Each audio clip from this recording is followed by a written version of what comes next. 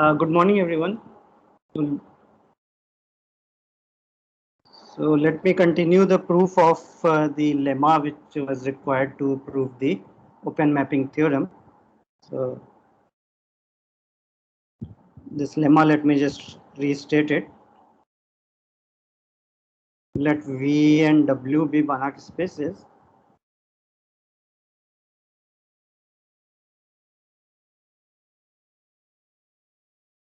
And let T be a bounded linear operator from V to W. And this is surjective. Then there exists C greater than 0 such that the open ball of radius C centered at origin. This is contained inside the image of the unit ball of V. So for the proof of this,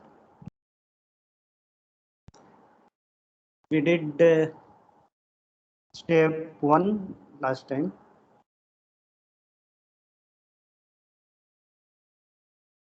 So we proved that there exists C greater than 0 such that the ball of radius 2C is contained inside the closure of unit ball, the image of the unit ball. So this we saw yesterday. Now we want to prove that this will imply that the open ball of radius C will be contained inside T of unit ball. So step 2.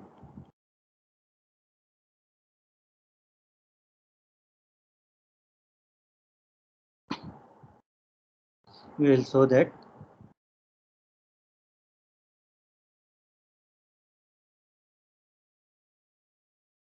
the ball of radius C is contained inside T of the unit ball. So for this, we take any element of this. So let Y belongs to the open ball of radius C. We want to find X such that we need find X such that X in V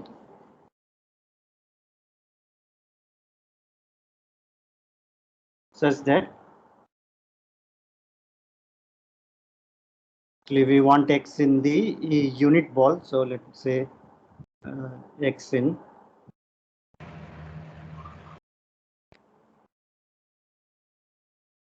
the unit ball such that T of X is V is equal to Y. Right? So any Y in this is should be equal to T of X for some X in the unit ball, open unit ball. So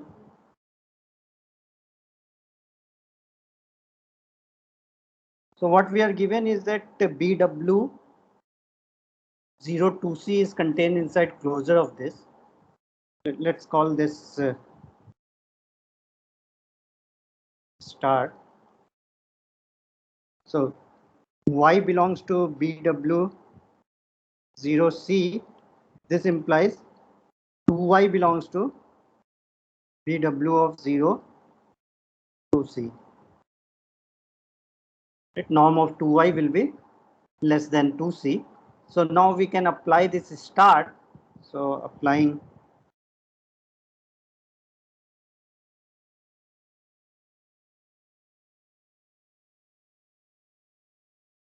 star, we get that there is some point. So let's call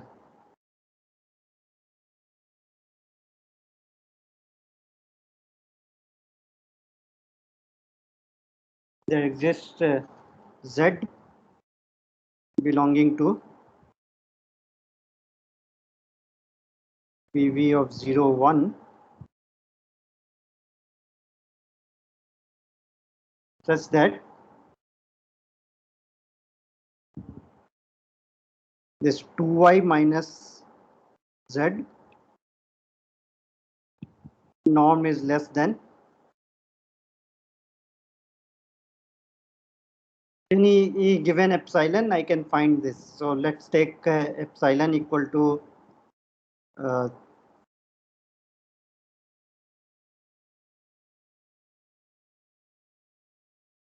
we want okay, not Z, this is 2y minus t of Z.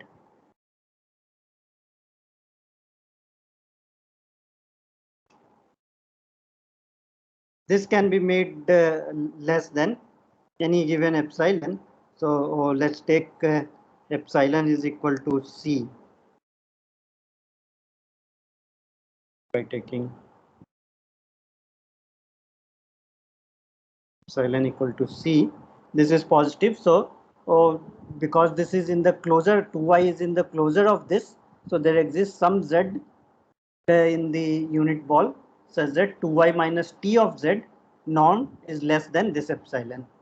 So this implies this is same thing as y minus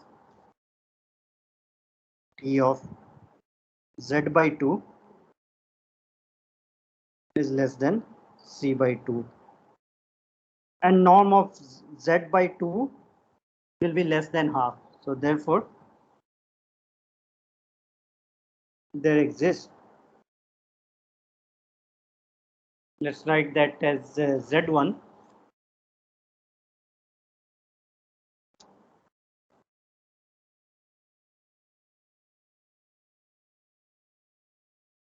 such that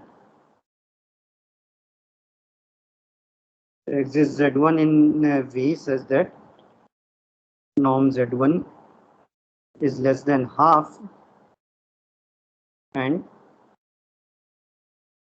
norm of TZ1 minus Y is less than C by 2.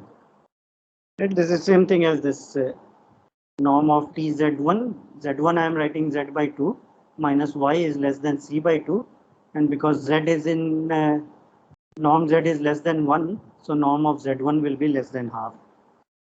This is by taking Z1 is equal to Z by 2. So we have got a Z1 whose norm is less than half and norm of TZ1 minus Y is less than C by 2.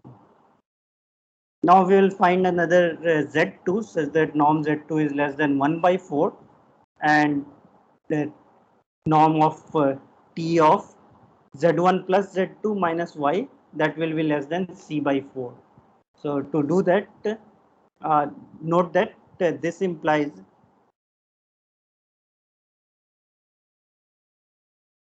this norm of TZ1 minus Y less than C by 2. This implies norm of, if I multiply by 4, then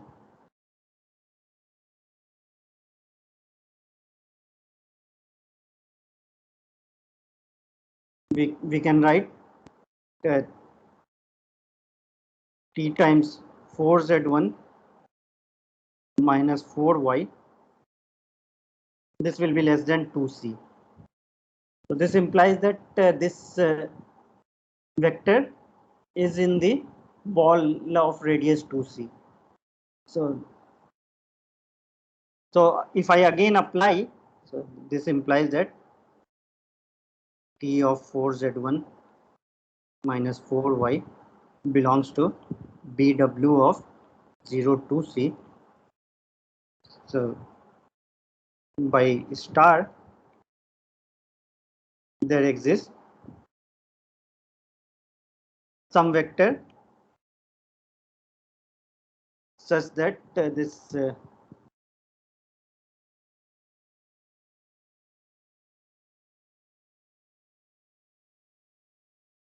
let's call this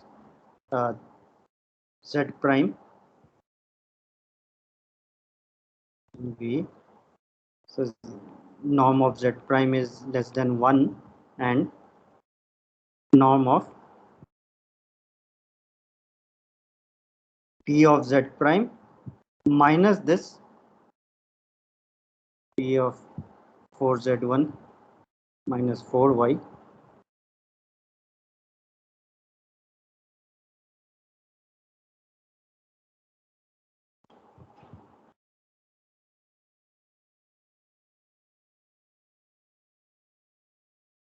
in fact, let me write this as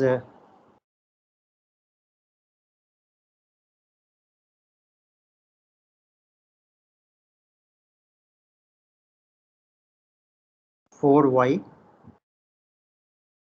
minus T of 4Z1.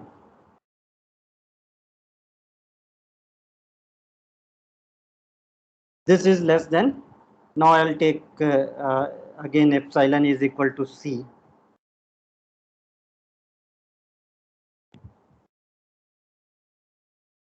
Is it okay? This is again by applying star. So what does this imply? So here note that instead of T 4Z1 minus 4Y, I can write the minus of this also. So this can be written as 4Y minus.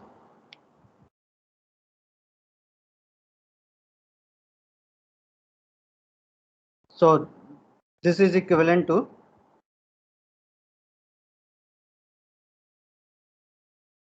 if I write this as T of Z prime by 4 plus Z1 minus Y, this is less than C by 4. So therefore, by taking Z2 equal to Z prime by 4,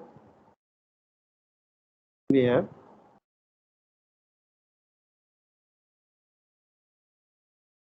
norm of Z2 will be less than 1 by 4 and norm of T of Z1 plus Z2 minus Y is less than C by 4.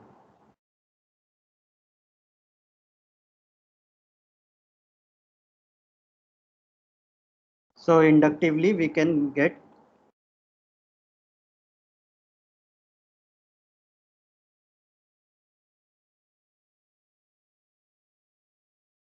a sequence Zn in V such that norm of Zn is less than 1 by 2 to the n and norm of T of Z1 plus Z2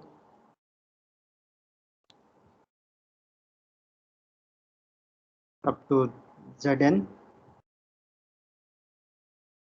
minus Y is less than C by 2 to the n.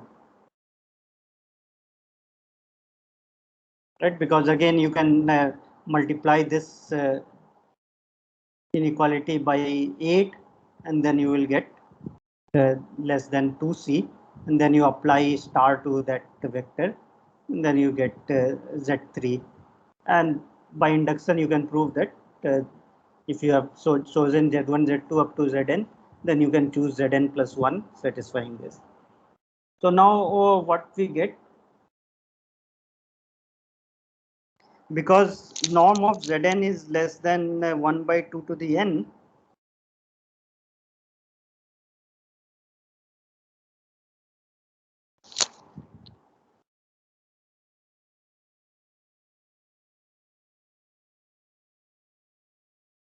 sorry, since norm Zn is less than 1 by 2 to the n,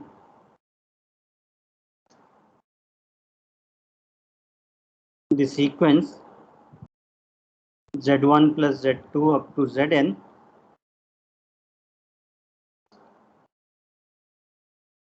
This is a Cauchy sequence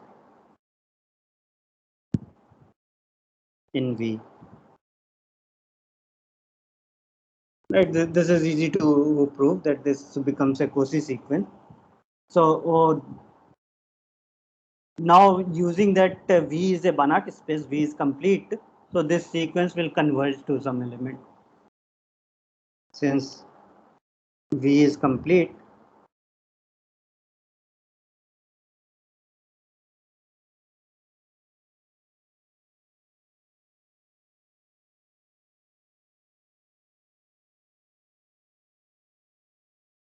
this Z1 plus Z2 plus Zn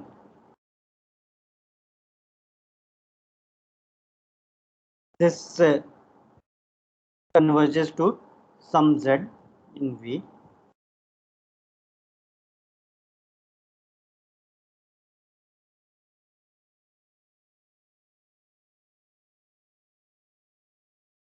And what can we say about Z? Also, norm of Z will be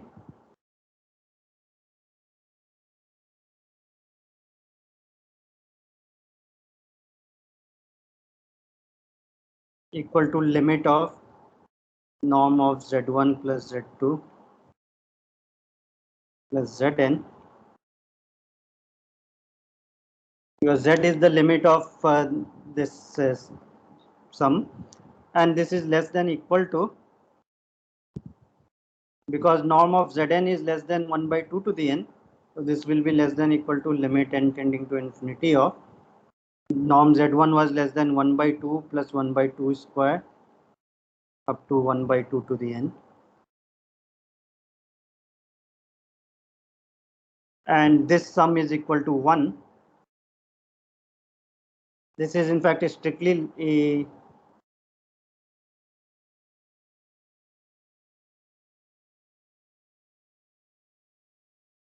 yeah.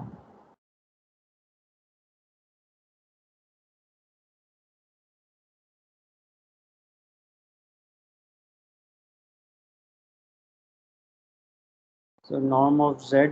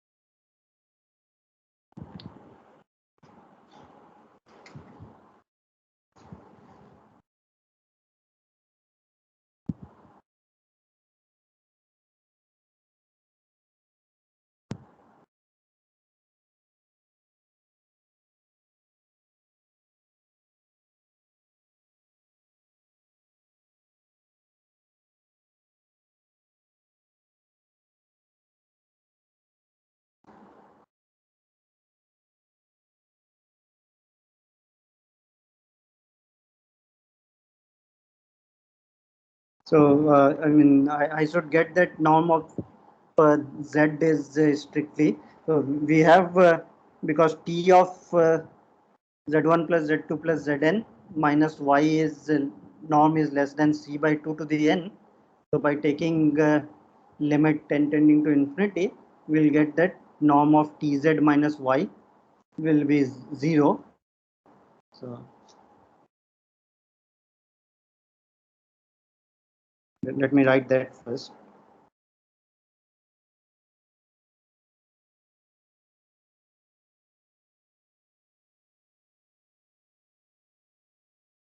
So since norm of T of Z1 plus Z2 Zn minus Y is less than C by 2 to the n,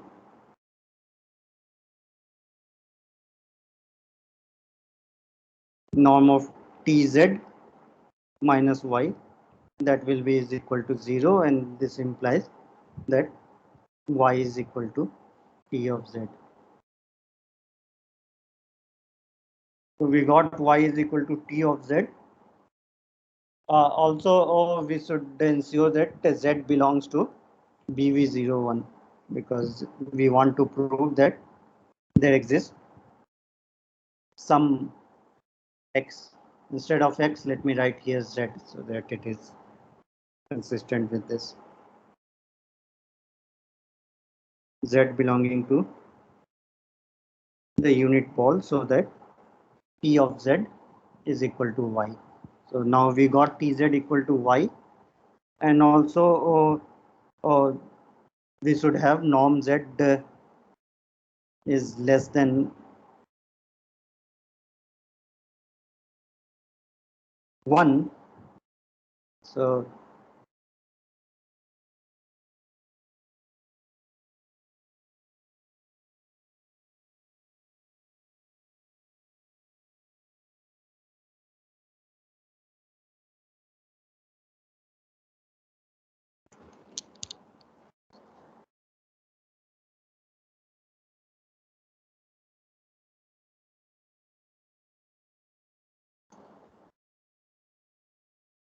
right. So since we have this, you can see that uh,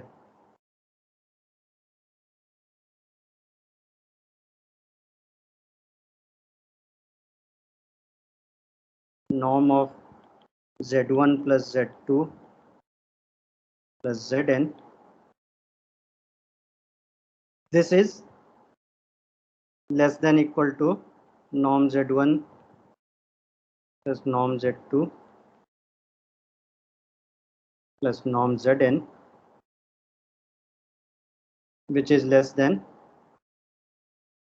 half plus 1 by 2 square up to 1 by 2 to the n.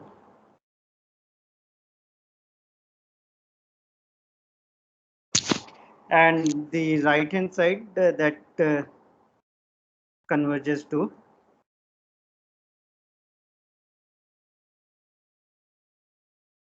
1. So I mean that way we can only say that norm of Z is less than equal to 1, but actually you can see that this is less than 1 also, because here let me leave norm Z1 like that. So if I keep the first term norm Z1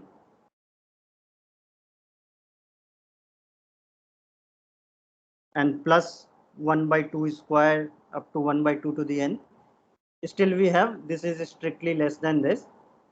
And now by taking the limit as n tending to infinity,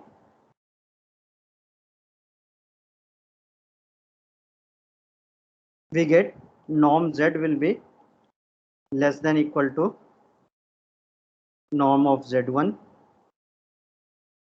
plus 1 by 2, which is less than half plus half is 1. So therefore, this norm Z is strictly less than 1. So this proves that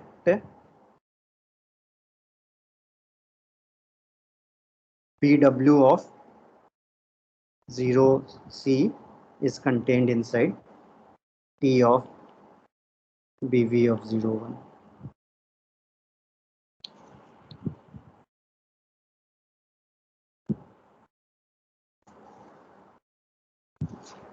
Is it okay?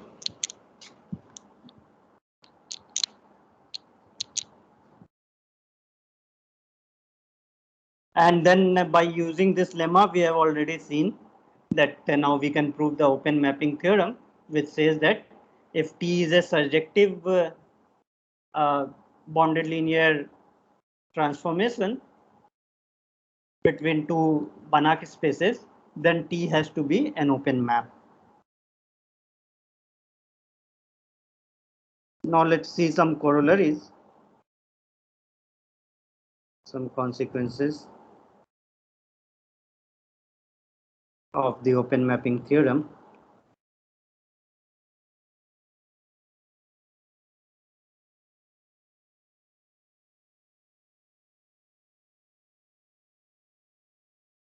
So first one is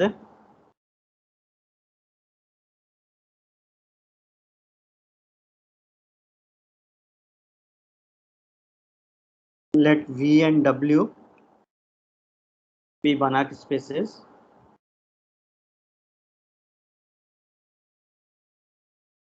and let T belonging to BVW be a bijection. So it is 1 1 as well as onto. Then T is an isomorphism.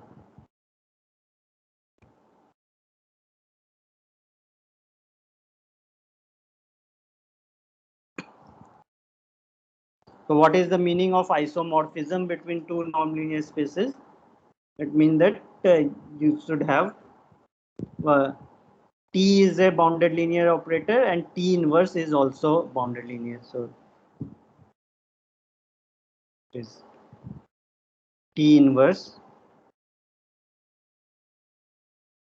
from W to V is bounded. If you have linear transformation, then the inverse map is again linear. So only thing here you have to see whether this is continuous or not. This is bounded. So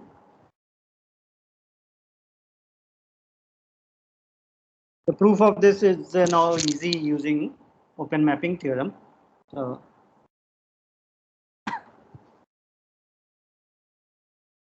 by the open mapping theorem,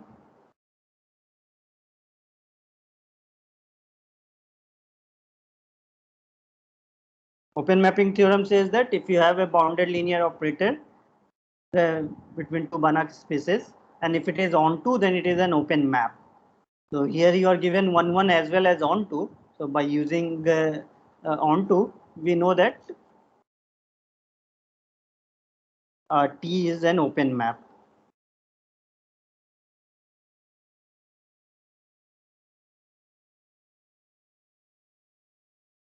And if you have T is an open map, then this implies that T inverse is continuous. Because if you take any inverse image of, so this implies T inverse from W to V is continuous.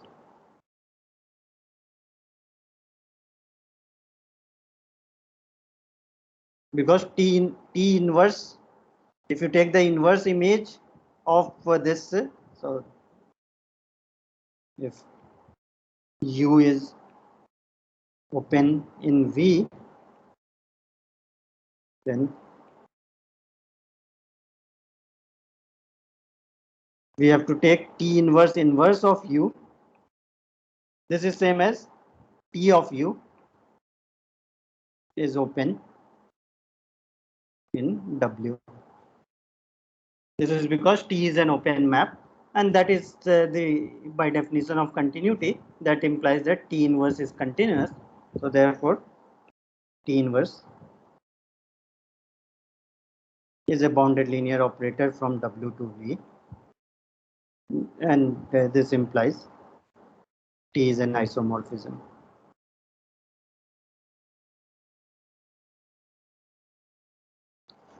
So here it is important that both the spaces are complete.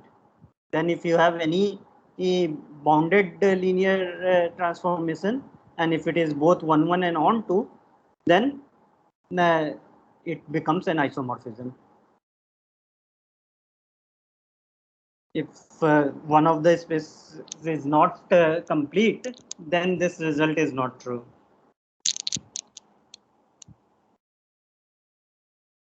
Another corollary is, suppose we have a Banach space V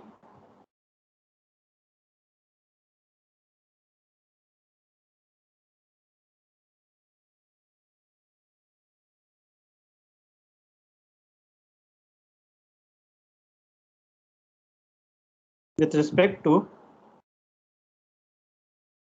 two norms, norm 1 and norm 2.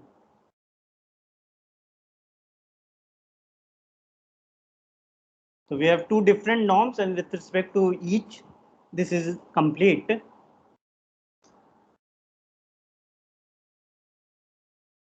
Assume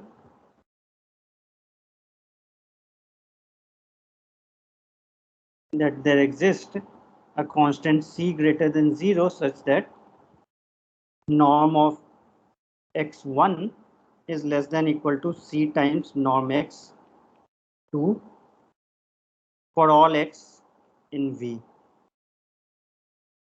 Then the conclusion is that both the norms are equivalent.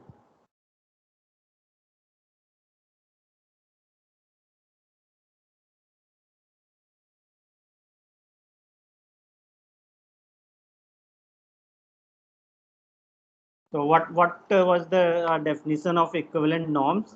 So we saw that the two norms are equivalent if there exist two constants such that norm x1 is less than equal to some c2 times norm x2 and bigger than equal to c1 times norm x1, where c1 and c2 are positive constant. So here we are only given one inequality, that norm x1 is less than equal to c times norm x2. So we claim that this implies the other way also, that norm x2 will be less than equal to some constant times norm x1 also, and hence the two norms are equivalent. So to prove this,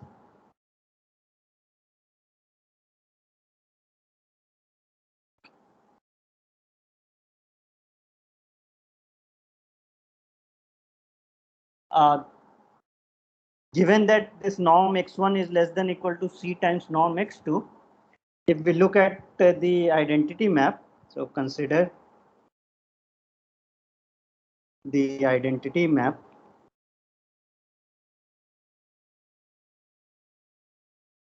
I from V with norm 2 to V with norm 1.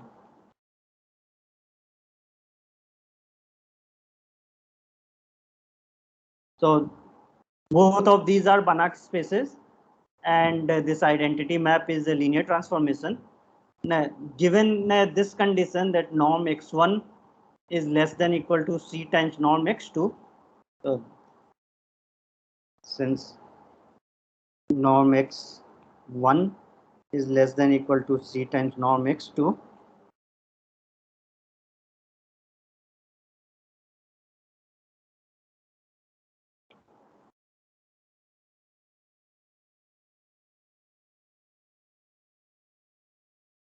this identity map, this becomes a bounded linear operator. So this I is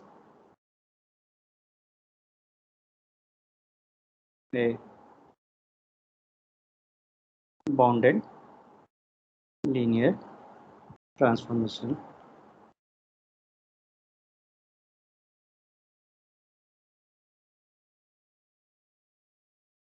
Right, because I of x is same as x. So this says that the image of any element, the norm in this is less than equal to constant times norm of x in this. So that is by definition of bounded linear transformation. This is bounded.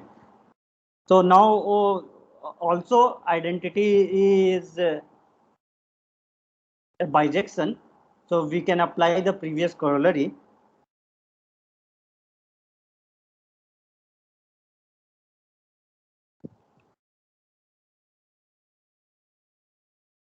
Bijection. So by the previous corollary,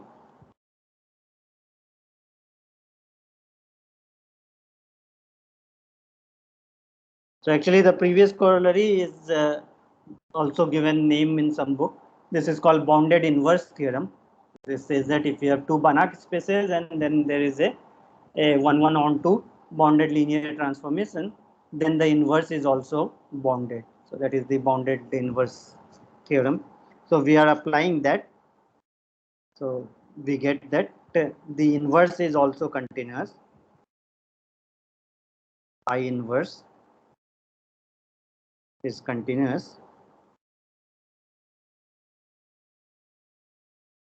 and this implies there exists some constant C prime greater than 0 such that so I inverse will be the identity map from V with norm 1 to V with norm 2. So this being continuous means that I inverse of any element here which is here. So that means that norm of x 2 will be less than equal to C prime times norm x1. This is true for all x in V. And therefore, the two norms are equivalent. Norm 1 and norm 2 are equivalent.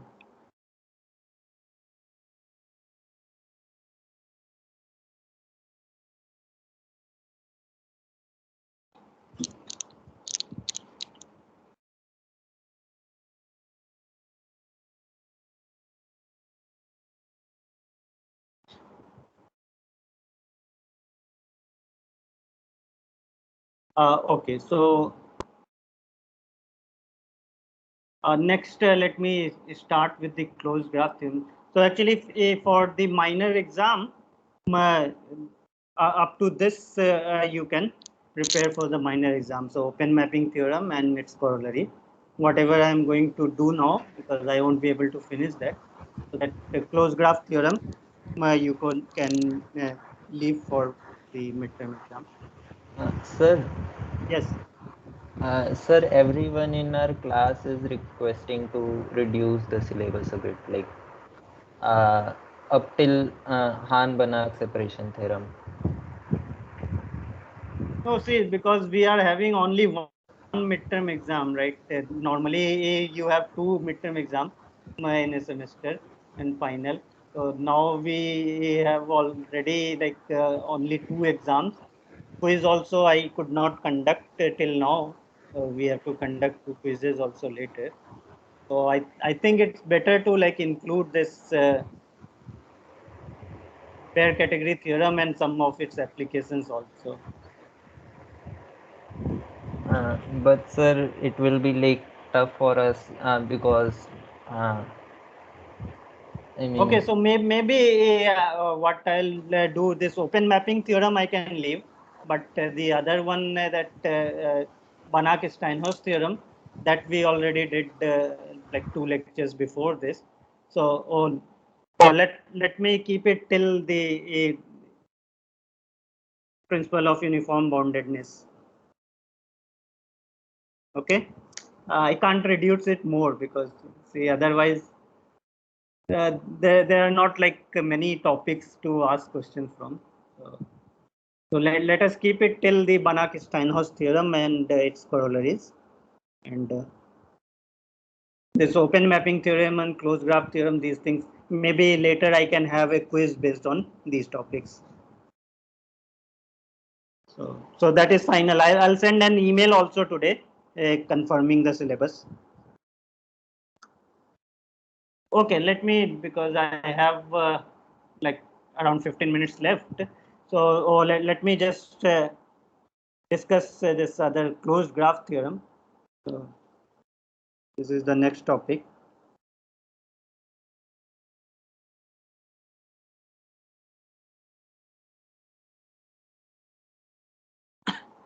So first of all, say we can define a graph of any function. So if we have class, class. So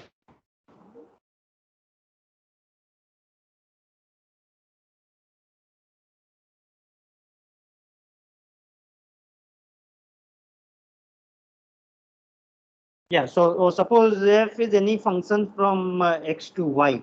So for any function f from x to y, the graph of f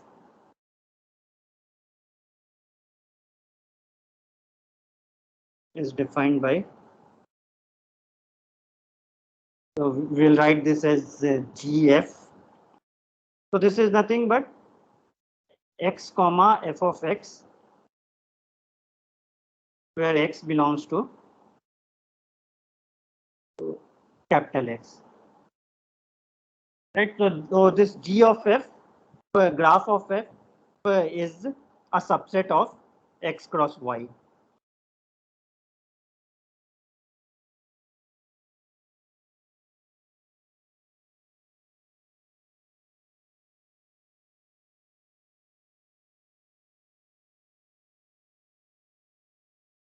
So this is how like you would define the graph, right? If I have a function from say a R to R or a subset of R to R, then the graph means that you will look at in R2, subset of R2, the point of the form x comma y where y is equal to f of x, right? So that is exactly this.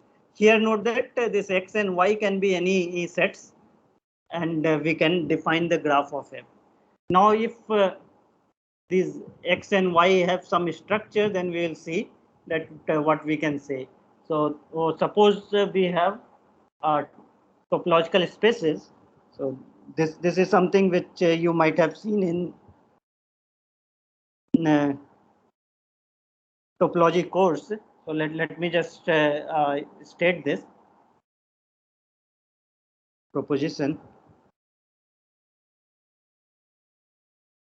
Let x and y be topological spaces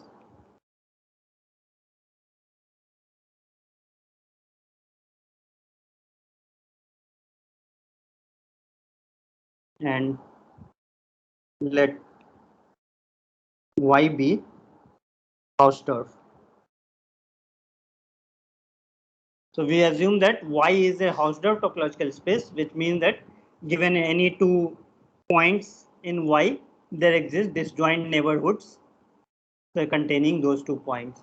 So if we assume y to be Hausdorff and suppose f is any continuous map, let f from x to y be continuous,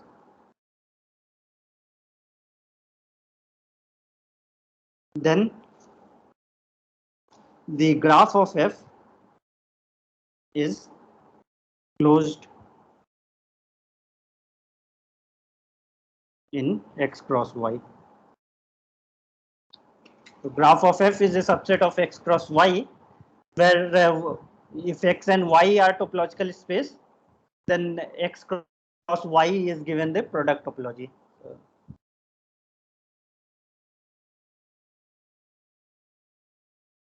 With the product topology.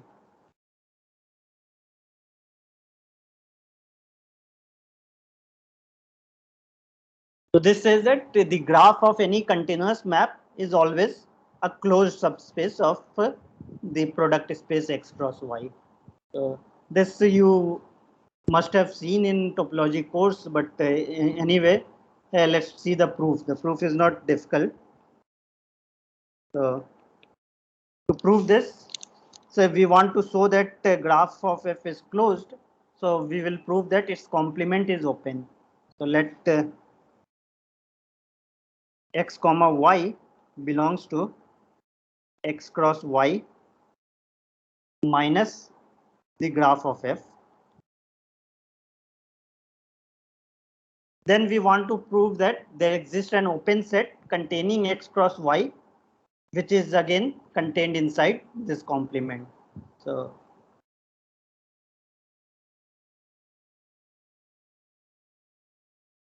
we will show that there exists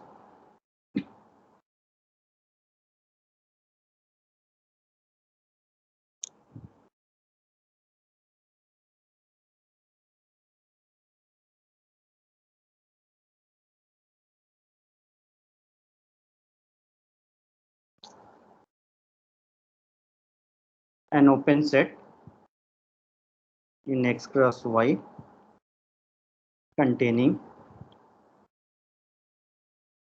this point x comma y and which is disjoint from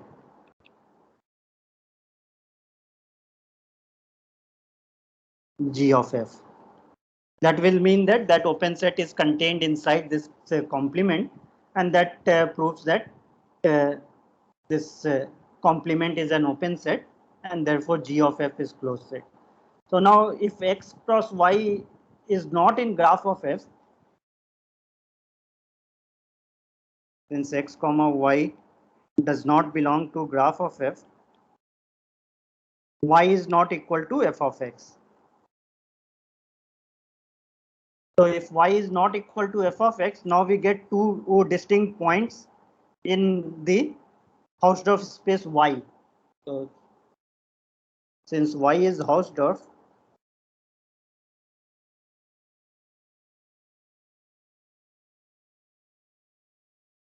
there exist open sets u in x, sorry, open sets u and v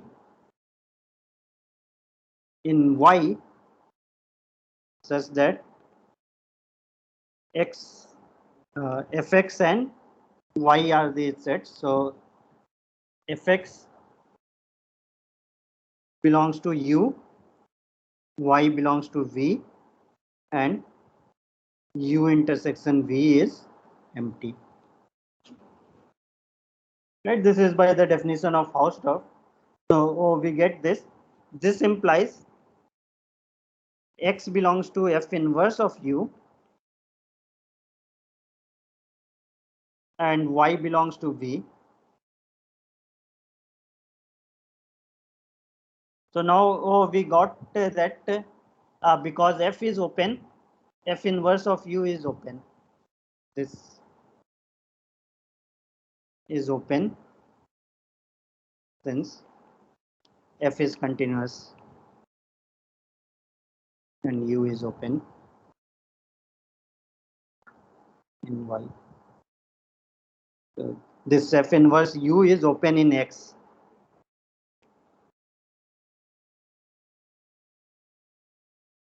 So we have got an open set containing x and another open set containing y. So x comma y, therefore this f inverse u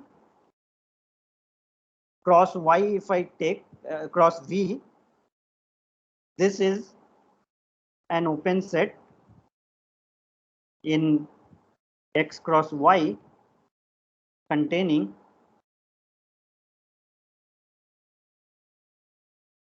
the point x comma y. Right, so we have got an open set containing this x comma y. If you prove that this open set is disjoint from graph of f, then we are done. So the claim is that f inverse u cross v intersection with graph of f is empty. Then we will be done. So how to prove this? So suppose that this is not true. Suppose not, then there exists some point which is in graph f and in this also. So then there exists some u comma v such that u belongs to f inverse of u, v belongs to v, and v is equal to f of u. Because we are assuming that this u comma v is in this product as well as in graph of f. So u comma v belonging to graph of f means that v is equal to f of u, and u comma v is in this, so u is in f inverse u and v is in v. But then u belongs to f inverse of u means f of u belongs to capital U.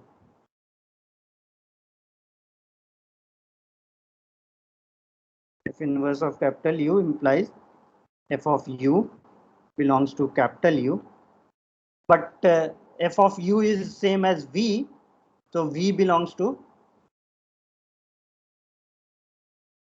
capital U, but V was in capital V also. So this will imply that V belongs to U intersection V, but U intersection V was empty. So this is a contradiction.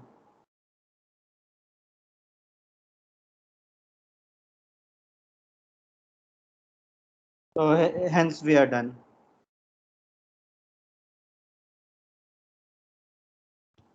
So this was just a topological result, that if we have any continuous map from a topological space to a Hausdorff topological space, then the graph will always be closed.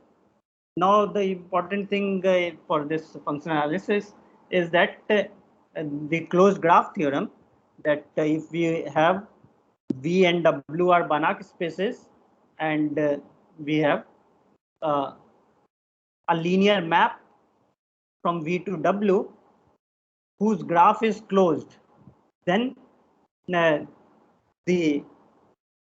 map T has to be continuous. So that is like the converse of this. So in general, the converse is not true, that if graph is closed, that does not imply f is continuous. So let me write this remark.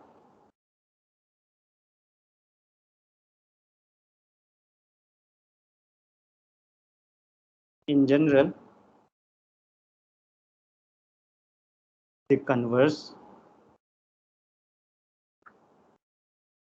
of the previous proposition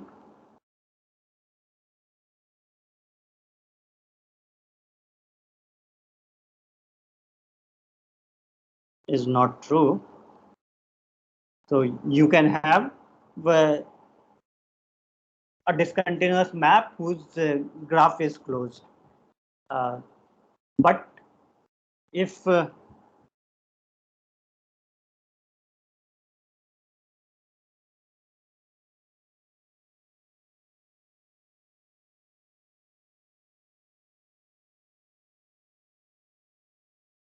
however,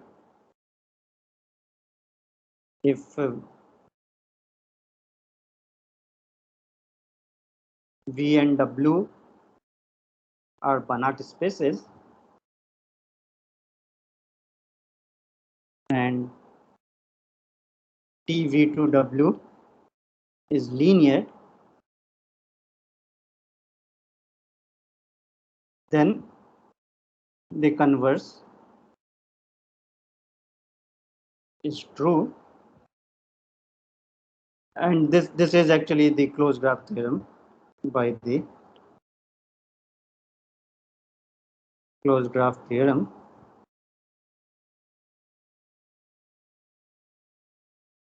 So the closed graph theorem is the statement I'll write.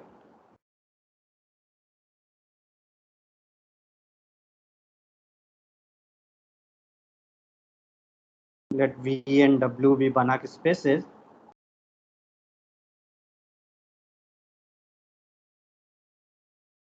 and T be a linear transformation from V to W.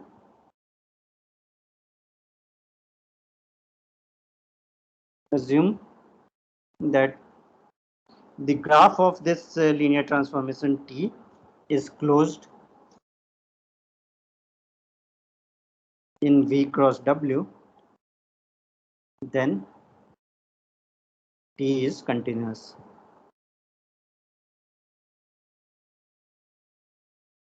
And hence, this T is a bounded linear operator from V to W.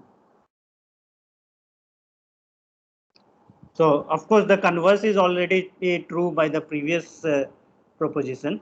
So, we can write this if and only if also, that the graph of T is closed if and only if T is continuous for a linear transformation from V to W. Important thing is that V and W should be Banach spaces. So you can get example where this V or W is not complete. In that case, the graph can be closed, but T is not continuous. That can happen. Let me stop here. after the exam in the next class, I'll prove this. The proof of this theorem is not very difficult. So we will prove this, and then maybe I'll give one or two application of this, and after that we will discuss some more topics.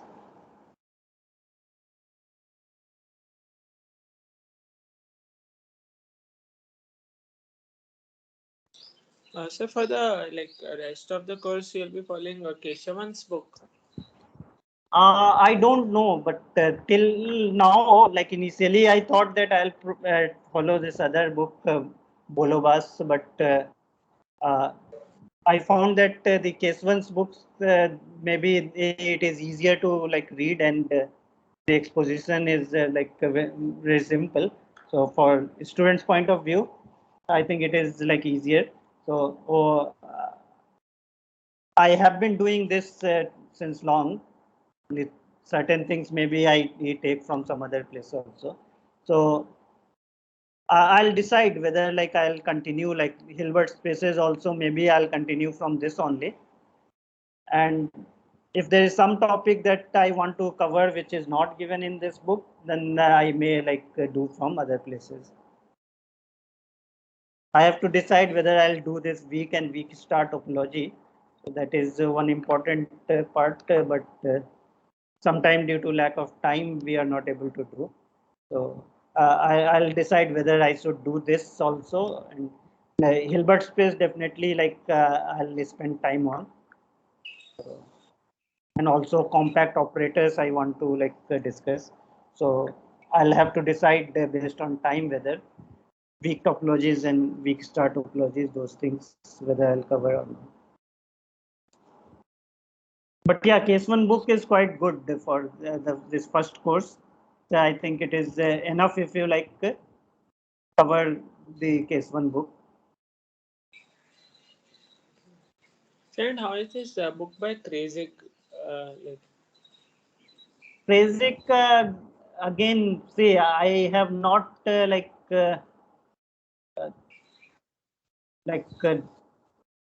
taught from that before, but I have seen the book and it is also good. But if you see the book, it is quite fat, and then it might look like there is a lot of topic in there.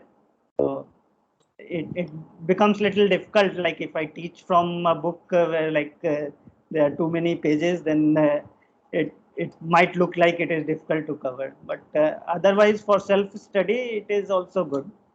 And there are many good books. Like there are some books which are like more advanced, like Conway. There is a course in functional analysis.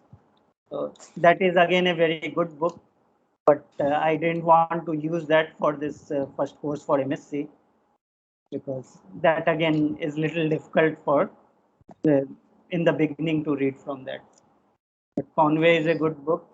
Of course, Rudin functional analysis is a standard book, but that again goes more advanced and more general results. So again, it is not appropriate for a first course on functional analysis.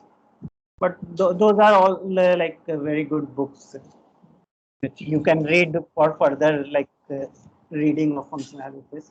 You can consider those. Okay, I'll stop here because I have a meeting at 12. Thank you. Yeah, thank you. Bye.